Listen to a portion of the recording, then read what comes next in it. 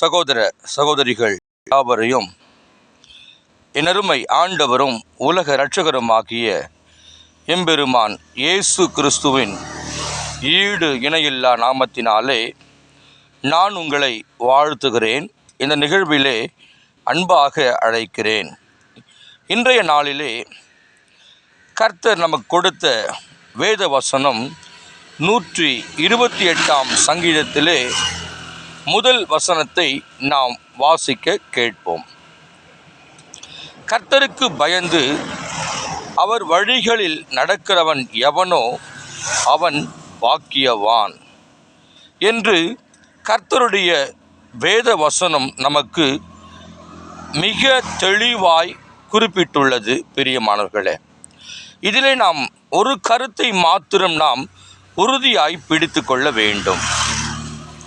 கர்த்தருக்கு பயப்படுகிறதான பயம் அது நம்முடைய குடும்பத்தை காக்கும், அது நம்முடைய பிள்ளைகளை காக்கும், அது நம்முடைய சந்ததியை உயர்த்தும், நம்முடைய உறவினர்களை அது ஒன்று சேர்த்து வைக்கும்.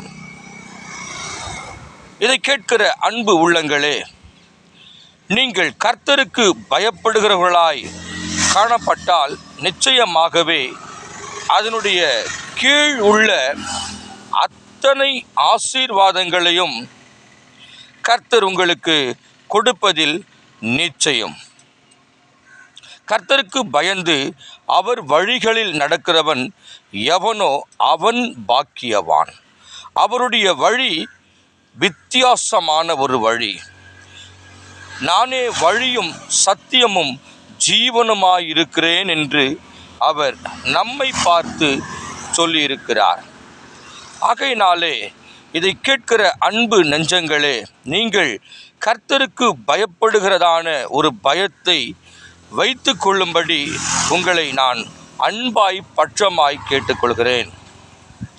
ஏனென்று சொன்னால், இந்த உலகத்திலே நாம் எத்தனையோ பேருக்கு நாம் பயந்த சூழ்நிலையெல்லாம் போதும், அவர்களுக்காக நான் பயந்த காலமெல்லாம் போதும் என்று அதை நீங்கள் விட்டுவிட்டு ஆண்டவருக்காய் நீங்கள் பயப்படுகிறதான அந்த பயம் இருக்கிறதே, அது உங்களுடைய குடும்பத்தை மிக அழகாய் நடத்தி செல்லும், உங்களுடைய சபையை நடத்தும், உங்களுடைய பிள்ளைகளை நடத்தும், உங்களுடைய சந்ததிகளை நடத்தும். பிரியமானவர்களே, நீங்கள் இதை ஒரு நாளும் மறந்து போகக்கூடாது. அவர் வழிகளில் நடக்கிறவன் அவன்தான் பாக்கியவான். அவன் எப்படிப்பட்டவன் தெரியுங்களா?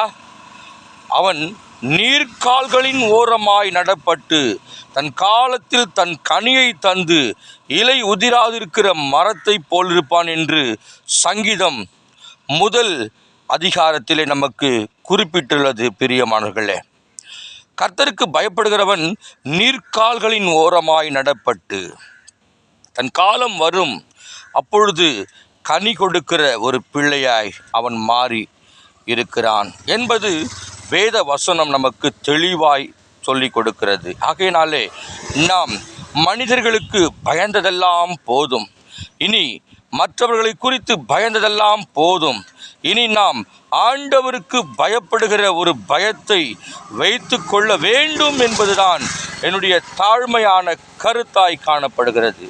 ஆகையினாலே இதை கேட்கிற அன்பு நெஞ்சங்களை, நீங்கள் ஆண்டவருக்கு பயப்படுகிறதான பயம் உங்களை அது பரலோகத்திற்கு கொண்டு செல்லும். ஜெபிக்கலாமா? இதை நன்றாய் நீங்கள் நினைவில் வைத்து கொள்ளுங்கள், மறந்து போகக்கூடாது. ஜெபிக்கலாம். பரலோக பிதாவே, இந்த வேலைக்காக ஸ்தோத்திரம். இயேசுவின் நாமத்தினால அப்பா, இதை கேட்ட ஒவ்வொருவரையும் உமக்கு அவர்கள் பயப்படதான அந்த பயத்தை அவர்களுக்கு கர்த்தர் தரும்படியாய் ஜெபிக்கிறேன். ஆசீர்வதியும். இயேசுவின் நாமத்தினாலே வேண்டுகிறோம் நல்ல பிதாவே. ஆமேன், ஆமேன்.